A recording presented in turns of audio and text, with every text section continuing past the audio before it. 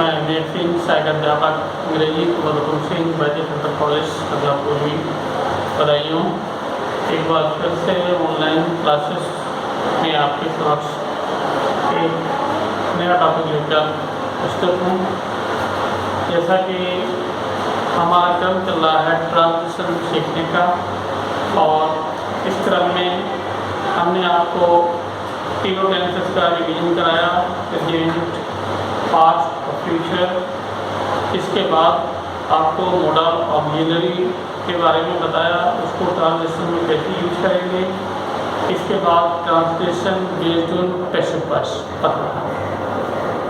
इसी क्रम में एक छोटी सी बात जो बड़ी महत्वपूर्ण है वो आपको बताने जा रहा हूँ, जो वो कंफ्यूजन क्रिएट करती है प्रेजेंट, इंडेफिनिट और कॉन्टिन्यूअस टेंस के बीच में।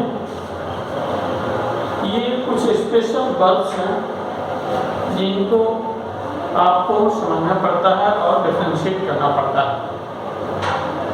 कुछ वर्ब्स ऐसे होती हैं हिंदी में जब आप बोलेंगे, हिंदी सेंटेंस में रहा है, रही है, आएगा, लेकिन उनका जो ट्रांसलेशन होगा वो प्रेजेंट इंडेफिनिट की तरह होगा। जैसे कुछ एग्जाम्पल्स यहाँ पर लिखे हुए हैं। फॉर एग्जाम्पल कोई सेंटेंस है, मुझे किसी के रोने की आवाज़ सुनाई पड़ रही है। अब देखिए सेंटेंस के अंत में रही है, तो फिर आप ये समझेंगे कि ये तो सिंपली प्रेजेंट कॉन्टिन्यूअस टेंस है, लेकिन ऐसा नहीं है। इसका जो ट्रांजिशन होगा वो प्रेजेंट इंडेफिनिट की तरह होगा। I hear somebody weeping. यहाँ पर ये हमारा वर्ब की फर्स्ट फॉर्म की तरह हमने यूज किया है प्रेजेंट इंडेफिनिट के रूप में। ऐसे दूसरा एग्जाम्पल है, इस आम का स्वाद मीठा लग रहा है, एंड में रहा है। तो जो आपने पीछे रूल सीखे हैं तो आपको ऐसे लगेगा कि जैसे ये हमारा प्रेजेंट कॉन्टिन्यूअस, ये आपको हिंदी में जो कर रहा है, लेकिन जब आप इसका ट्रांसलेशन करेंगे तो ये प्रेजेंट इंडेफिनिट की तरह ट्रांसलेट होगा। This mango test sweet. ऐसे किसी का एग्जाम्पल है, मैं आपकी समस्या समझ रहा हूँ। देखिए रहा हूँ लास्ट में है, लेकिन जब इसको आप ट्रांसलेट करेंगे तो आप इसको प्रेजेंट इंडेफिनिट की तरह करेंगे। I understand your problem, I am understanding your problem. ऐसा नहीं बोलेंगे आई अंडरस्टैंड योर प्रॉब्लम, या फिर इसको ऐसे नहीं बोलेंगे I am hearing somebody weeping. ऐसा क्यों होता है? इसका कारण ये है, वर्ब के जो बहुत सारे डिवीजन हैं, इसमें जो है दो डिवीजन किए जाते हैं, स्टैटिक वर्ब्स और डायनामिक वर्ब्स। स्टैटिक जो स्थिर हैं, जिनका कोई अपना डिस्प्ले नहीं है। डायनामिक जो गतिशील हैं, जिनको हम मार्क कर सकते हैं, जिनकी एक्टिविटी देख सकते हैं। स्टैटिक वर्ब में कोई एक्टिविटी नहीं होता है। इस कैटेगरी में जैसे hear, see, feel, taste, understand, love, understand, लेबी और बहुत सारी वर्ब्स इस कैटेगरी में आती हैं जो स्टैटिक वर्ब्स कहलाती हैं। डायनामिक वर्ब्स जिनको हम देख सकते हैं, रन, ईट, प्ले, राइड, जंप, ड्रिंक, ये सब। तो जो स्टैटिक वर्ब्स हैं, स्टैटिक वर्ब्स भले ही हिंदी में रहा है, रहिए दिया हो, लेकिन जब आप उनको ट्रांसलेशन करेंगे तो वो प्रेजेंट इंडेफिनिट की तरह यूज की जाती हैं। हालांकि इनमें भी कुछ अपवाद हैं, जब इनका प्रयोग भी कॉन्टिन्यूअस टेंस की तरह होता है।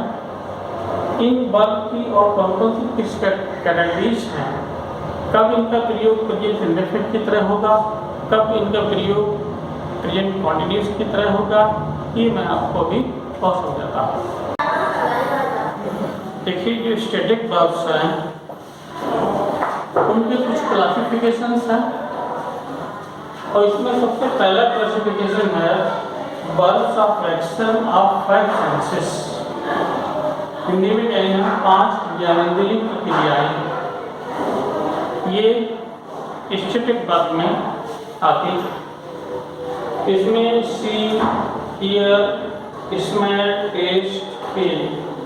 सी देखना, हियर सुनना, स्मेल सूंघना, टेस्ट चखना, फील महसूस करना। जैसे फॉर एग्जाम्पल मैं वहाँ एक लड़के को खेलते हुए देख रहा हूँ, तो रहा हूँ ये आपको ऑर्डिनेट सी लग रहा है, लेकिन जब आप उसको ट्रांसलेट करेंगे तो I see a boy playing there, I see a boy playing there. तो यहाँ पर आई एम सीइंग नहीं बट आई सी, इंडेफिनिट की तरह इसको हम यूज करेंगे, क्योंकि सी जो देखना है ये स्टैटिक वर्ब, इसमें किसी तरीके की कोई एक्टिविटी नहीं। हो सकता है किसी की आंखें हों, वो देख नहीं पा रहा। दूसरा एग्जाम्पल है हम एक मधुर आवाज सुन रहे हैं, लेकिन रहे लगता है कॉन्टिन्यूस, लेकिन ट्रांसलेट होगा ये इंडेफिनिट की तरह be here A sweet voice. Here सुनना, हियर भी एक स्टैटिक वर्ब है। हो सकता है किसी के कान हो लेकिन उसे सुनाई दे रहा है या नहीं दे रहा है, इसको हम किसी तरीके के डिस्प्ले में नहीं ले सकते, इसलिए स्टैटिक वर्ब। अगला एग्जाम्पल है मुझे किसी वस्तु की जलने की गंध लग रही है, ट्रांसलेट करेंगे I smell something burning. Smell ये इंडेफिनिट की तरह यूज हुआ है।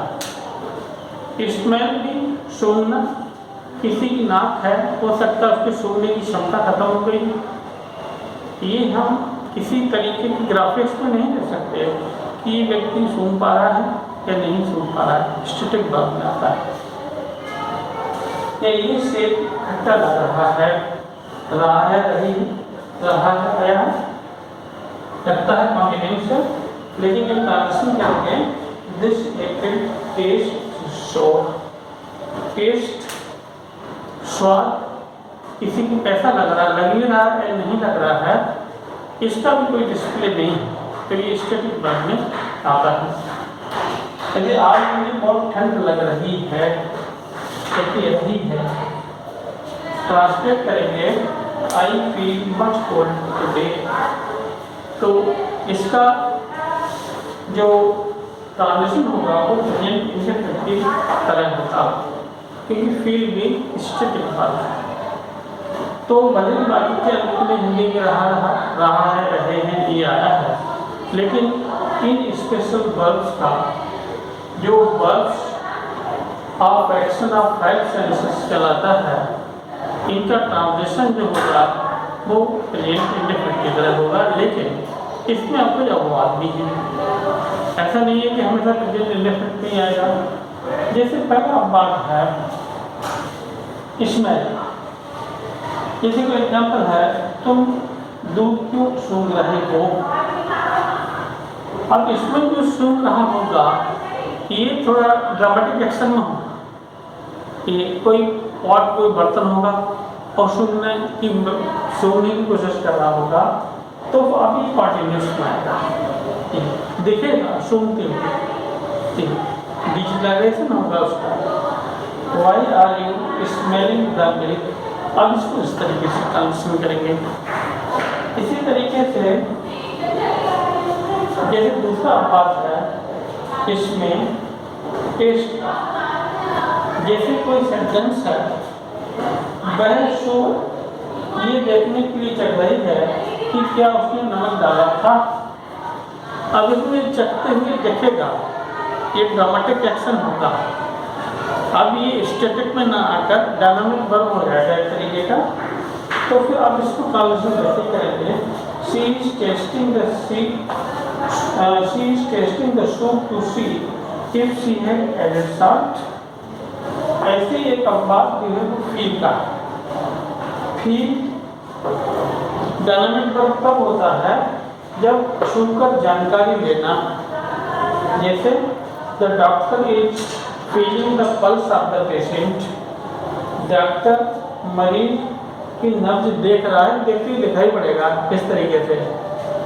या फील का अर्थ महसूस ना होकर जो टटोलना होता है, जैसे ही फीलिंग फॉर द लैम्प, वह लैम्प को टटोल रहा है, तो उस तरीके से उसका ड्रामेटाइजेशन होगा, तब अभी वर्ब जो है वो डायनामिक उसमें आ जाती है।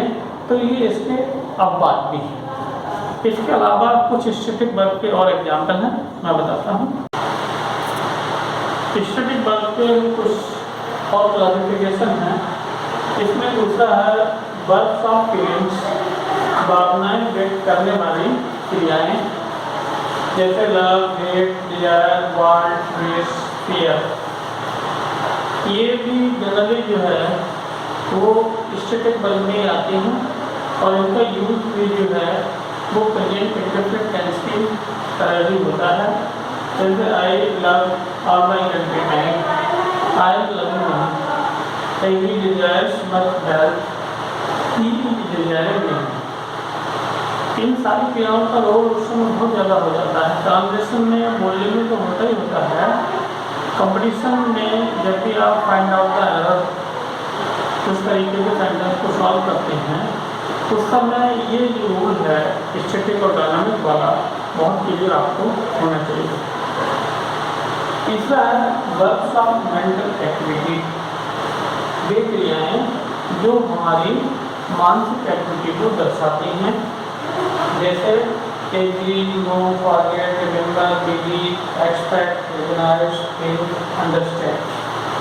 ये सब स्टैटिक वर्ब के ही रूप में यूज होते हैं, जैसे he agrees to go there, या I forget your name।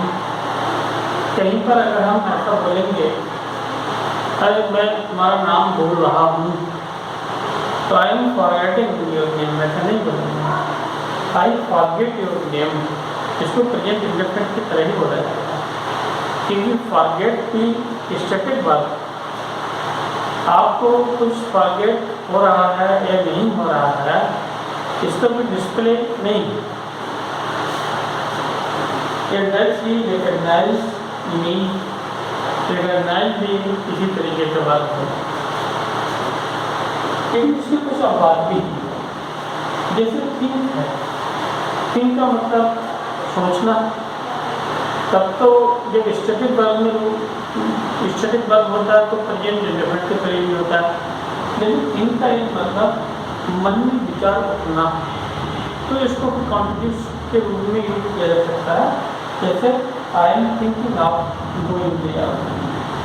तो ये थोड़ा एम्फेटिक सेंस में इसको कॉन्टिन्यूस में बोला जाता है। यह जब एक्सपेक्ट का मतलब वेटिंग होता है, इंतजार करना, अपेक्षा करना। वैसे तो एक्सपेक्ट का मतलब होप, आशा करना होता है, तब तो ये स्टैटिक वर्ब, लेकिन जब भी इसका वेटिंग के सेंस में इसको प्रयोग करते हैं तो कॉन्टिन्यूस में आता है, जैसे I am expecting her arrival. तो ये एक्सपेक्टिंग जो वेटिंग के सेंस में यहाँ पर आया। अगली कैटेगरी है वर्ब ऑफ पोजीशन, अधिकार प्रकट करने वाली क्रियाएं, बिलोंग, ओन, ओ, पोजेसेस। ये भी आपका जो है स्टैटिक वर्ब के रूप में ही यूज होते हैं, जैसे this building belongs to my uncle, is belonging नहीं, या my brother owns a car, is owning नहीं। इन सब प्रेजेंट इंडेफिनिट में यूज किए जाते हैं। तो विशेषकर कंपटीशन में जब फाइंड आउट द एरर आता है तो उस समय आपको बहुत ही क्लियर होना चाहिए एक स्टैटिक और डायनामिक वर्ब के बारे में। उस समय आपको जो है बहुत बारीकी से अंदर करना पड़ता है कि इसका प्रयोग जो है वो एज ए प्रेजेंट इंडेफिनिट हो रहा है या एज ए कॉन्टिन्यूस हो रहा है। इसके जो सामान्य प्रयोग हैं वो भी आपको आने चाहिए और इसके जो एक्सेप्शन हैं अपवाद वो भी आपको आने चाहिए, तभी आप सही से ट्रांसलेशन कर पाएंगे। स्टोरी में कभी कभी ये इस तरीके के सेंटेंस आ जाते हैं तो वहाँ पर एरर होने का बहुत चांस रहता है। पता चला कि आप ये सोच रहे हैं ये तो कॉन्टिन्यूस है लेकिन वो बनना उसको प्रेजेंट में और फाइंड आउट द एरर में तो इसका बहुत ज़्यादा यूज है, तो उसको बहुत ध्यान में आप रखेंगे और बहुत बारीकी से जो है वो उनको समझने की कोशिश करेंगे। कुछ एग्जाम्पल्स मैं यहाँ पर और देता हूँ थोड़ा और आपको क्लियर हो सके। देखिए कुछ और एग्जाम्पल्स के द्वारा इसको समझने की कोशिश करेंगे। जैसे न्यायाधीश मामले की सुनवाई कर रहे हैं, अब इसको ट्रांसलेट करेंगे द जज इज हियरिंग द केस। देखिए हियर जो है दूसरा एग्जाम्पल देखें, हम बच्चे की आवाज़ सुन रहे हैं, B hear the child voice. देखिए पहले एग्जाम्पल में जो हियर है वो एज ए डायनामिक वर्ब आया है। जब भी हियरिंग होती है, जब किसी को सुन रहा होता है तभी डायनामिक और कॉन्टिन्यूस की तरह यूज होगा। लेकिन दूसरा एग्जाम्पल में ये स्टैटिक वर्ब, अब ये प्रेजेंट इंडेफिनिट की तरह यूज होगा, be hear the child's voice. तो इन अपवादों को भी आप ध्यान में रखेंगे। अगला एग्जाम्पल मैं आपका दर्द महसूस कर रहा हूँ, I feel your pain. Feel जो है वो स्टैटिक वर्ब है, यहाँ पर प्रेजेंट इंडेफिनिट की तरह यूज होगा। और फील का अर्थ अगर टटोलना होता है तो यही फिर कॉन्टिन्यूस में रहता है। वे आपकी समस्या समझ रहे हैं, लग रहा है कि जैसे ये कॉन्टिन्यूस है लेकिन ट्रांसलेट होना इंडेफिनिट की तरह, दे अंडरस्टैंड योर प्रॉब्लम। ऐसे अगला एग्जाम्पल है, क्या आप मुझे पहचान रहे हैं, डू यू रिकग्नाइज मी। रहा नहीं का मतलब यहाँ पर ये नहीं है कि आप उसको प्रेजेंट कॉन्टिन्यूस की तरह बनाएंगे और आर का प्रयोग कर देंगे और एन लगा देंगे, क्योंकि रिकग्नाइज जैसा कि आपने देखा वो भी एक स्टैटिक वर्ब है और वर्ब ऑफ मेंटल एक्टिविटी है। Verb of mental activity static में आता है और उसके यूज प्रेजेंट इंडेफिनिट की तरह होता है। इस तरीके से इन वर्ब स्पेशल वर्ब्स को विशेष तरीके से समझेंगे। जो भी आपके पास ग्रामर की बुक्स होंगी उनको आप प्रैक्टिस करेंगे, ट्रांजेक्शन के थ्रू करेंगे, फिल्स के रूप में करेंगे और कुछ एग्जाम्पल्स या होम असाइनमेंट मैं भी आपको आपके लिए जो है वो पीडीएफ के थ्रू या दूसरे माध्यम से भेजूँगा।